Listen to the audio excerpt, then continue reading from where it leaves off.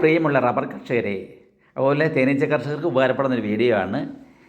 ഈ വീഡിയോ റബ്ബറിൻ്റെ ഉൽപ്പാദനം എങ്ങനെ കൂട്ടാമെന്നാണ്. അപ്പോൾ ഈ വീഡിയോ നിങ്ങൾക്ക് ഇഷ്ടപ്പെടുകയാണെങ്കിൽ നിങ്ങൾ ലൈക്ക് ചെയ്യാനും ഷെയർ ചെയ്യാനും അതുപോലെ സബ്സ്ക്രൈബ് ചെയ്യാനും മറക്കരുത്. റബ്ബറിൻ്റെ ഉൽപ്പാദനം കൂട്ടണമെങ്കിൽ റബ്ബറിന് യഥാസമയം സ്പ്രേയിങ് അതുപോലെ വളപ്രയോഗവും നടത്തണം. എങ്കിൽ നല്ല ഉൽപ്പാദനം ഉണ്ടാകും. കഴിഞ്ഞ ദിവസം വീഡിയോ ചെയ്തിരുന്നു, 600 മരത്തിൽ നിന്നും 6 ലക്ഷം രൂപ കിട്ടുന്നു. അപ്പോൾ അതിൻ്റെ നല്ലൊരു വീഡിയോയിലേക്ക് കിടക്കുകയാണ്. കാഞ്ഞിരമറ്റം പള്ളിയുടെ തോട്ടത്തിലാണ് നമ്മൾ നിൽക്കുന്നത്. ചേർപ്പങ്കൽ മെഡിസിറ്റി ഇവിടുന്ന് ഒരു 10 കിലോമീറ്റർ അകലമുണ്ട്. ഇതൊരു നല്ല തോട്ടമാണ്. 430 ഏതാണ്ട് 1200 മരങ്ങളും 414 എന്ന ഇനം ഏതാണ്ട് 400 മരത്തോളം, എല്ലാം കൂടെ 1600 മരത്തോളം ഉണ്ട്. അപ്പൊ ഇതിന് നമ്മൾ സ്പ്രേയിങ് ഒക്കെ നടത്തിയതാണ്. അപ്പം ചങ്ങളം RPSന്റെ പ്രസിഡന്റാണ് ഞാൻ. അതെല്ലാം അച്ഛൻ സ്പ്രേയിങ് ചെയ്യണമെന്ന് പറഞ്ഞു. വർഷങ്ങളായിട്ട് സ്പ്രേയിങ് നടത്തായിരുന്ന തോട്ടമായിരുന്നു. അപ്പൊ സ്പ്രേയിങ് നടത്തി നല്ല രീതിയിൽ എല്ലാം നിൽക്കുകയാണ് ഈ തോട്ടത്തിൽ. അപ്പൊ ഇതിനിപ്പം ടാപ്പിങ് നടന്നുകൊണ്ടിരിക്കുകയാണ്. മഴക്കാലത്ത് റെയിൻ ഗാർഡിങ് ചെയ്തിട്ടുണ്ട്. റെയിൻ ഗാർഡിങ്ങിനും സബ്സിഡി ഉള്ളതാണ്. അതിനും ഹെക്ടറിന് 4000 രൂപ ഉണ്ട്. അപ്പൊ ഈ നല്ലൊരു വെട്ടുകാരൻ നമുക്കുണ്ടായിരിക്കണം. നമ്മുടെ ഇനം 105 പകരം ഉൽപാദനക്ഷമതയുള്ള 430 റബ്ബർ ആണെങ്കിൽ നമുക്ക് സ്പ്രേയിങ് നടത്തി കഴിഞ്ഞാലും ഇല നിൽക്കുകയുള്ളൂ. 430 പ്രതിരോധശേഷി കൂടുതലുണ്ട്. അതേസമയം 105 ആണെങ്കിൽ സ്പ്രേയിങ് നടത്തി 40 ദിവസം കഴിയുമ്പം ഇല പൊടിയുന്നതായിട്ടാണ് കാണുന്നത്. നമ്മളെല്ലാം ഉൽപാദനക്ഷമതയുള്ള 430 എന്ന മരം ചെയ്യുകയാണെങ്കിൽ നമുക്ക് നല്ല സ്ട്രെയിറ്റ് ആയിട്ടുള്ള മരങ്ങൾ ഉണ്ടാവുകയും ചെയ്യും, തടി ഉണ്ടാവും, അതുപോലെ ഇല നല്ലപോലെ നിൽക്കും, കൂടുതൽ പാൽ ഉൽപാദനം ഉണ്ടാവുകയും ചെയ്യും.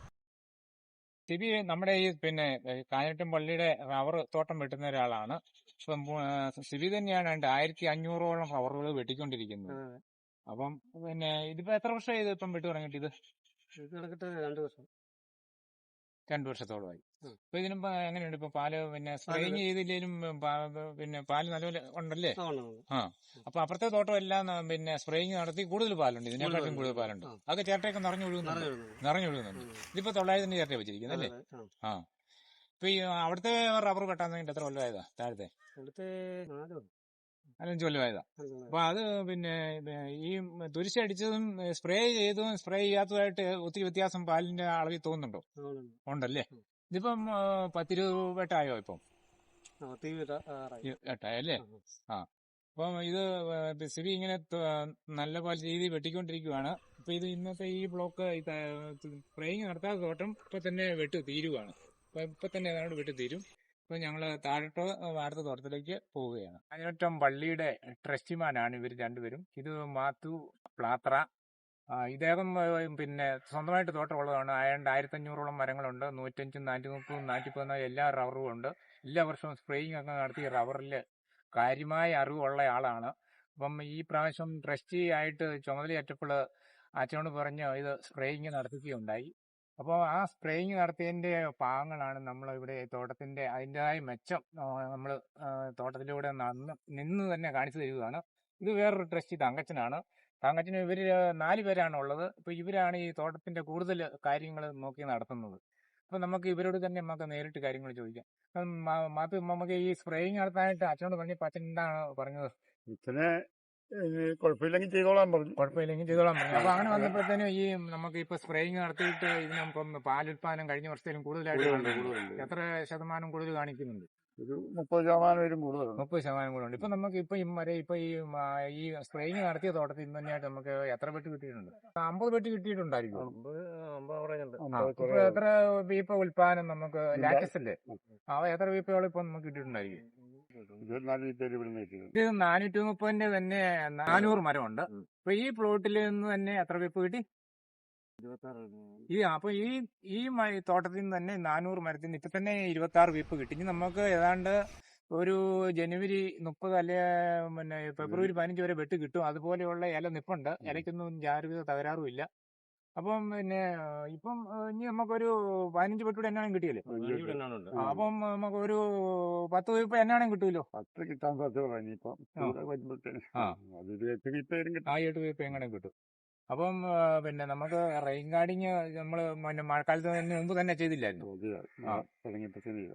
അപ്പം മരത്തിന് 3 ദിവസത്തിലൊന്നല്ലേ വിട്ടു? പള്ളിയുടെ ആയതുകൊണ്ട് ഇത് സാപത്ത് അനുസരിച്ച് ഞായറാഴ്ച വെട്ടിയല്ല, അങ്ങനെ ഒരു ഇതേ ഉള്ളൂ. അതുകൊണ്ട് റബ്ബറിന് പ്രത്യേകിച്ച് ഉൽപാദനക്കുറവൊന്നും ഇല്ല. നമ്മൾ വചനം അനുസരിച്ച് അത് ഞായറാഴ്ച വെട്ടം ഒഴിവാക്കിയിരിക്കുകയാണ്. പള്ളിയുടെ കംപ്ലീറ്റ് റബ്ബറും 1200 ഇവിടെ വെട്ടിക്കൊണ്ടിരിക്കുന്നതും അപ്പുറത്ത് 1000-400 മരം ഉണ്ട്. അതും ഇതുപോലെ തന്നെയാണ്. ഞായറാഴ്ച ഒഴിച്ച് ബാക്കി ദിവസം 3 ദിവസം ഒന്നാണ് വെട്ടുന്നത് അല്ലേ? 3 ദിവസം ഒന്നേ വെട്ടു. ആ അപ്പൊ ഇനി നമ്മൾ തുടർന്ന് ഇതുപോലെയാണെങ്കിൽ സ്പ്രേയിങ് തുടർന്ന് ഉണ്ടാക്കട്ടെ നമ്മൾ ഉദ്ദേശിക്കുന്നുണ്ടായിരിക്കുമല്ലോ.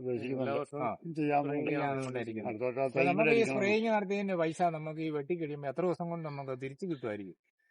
കിട്ടണമെങ്കിൽ എത്ര വെട്ട് വേണ്ടി വരുമായിരിക്കും? 45 രൂപ തന്നെ അടിച്ചു.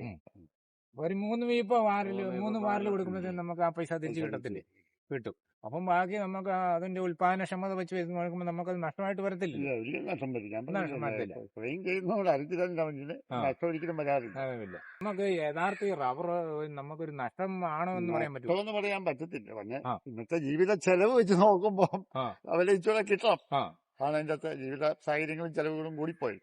അത് വെച്ച് നോക്കുമ്പോ ഒരു 250 രൂപ കിട്ടുവാണെങ്കിൽ മനുഷ്യന്റെ കാര്യങ്ങൾ ചില മനുഷ്യന് ഉത്സാഹം വരും. റബ്ബർ കൃഷിയോട് ഇപ്പൊ രാവിലെ മനുഷ്യന് റബ്ബർ കൃഷിയോട് ഒരു ഉത്സാഹം ഇല്ലാത്ത രീതിയിൽ പണിയുന്നില്ല, വളമിടുന്നില്ല, വിശരിക്കുന്നില്ല, മൈക്രോൺ ചെയ്യുന്നില്ല, ഒന്നും ചെയ്യുന്നില്ല. അതതിന്റെ കാര്യം.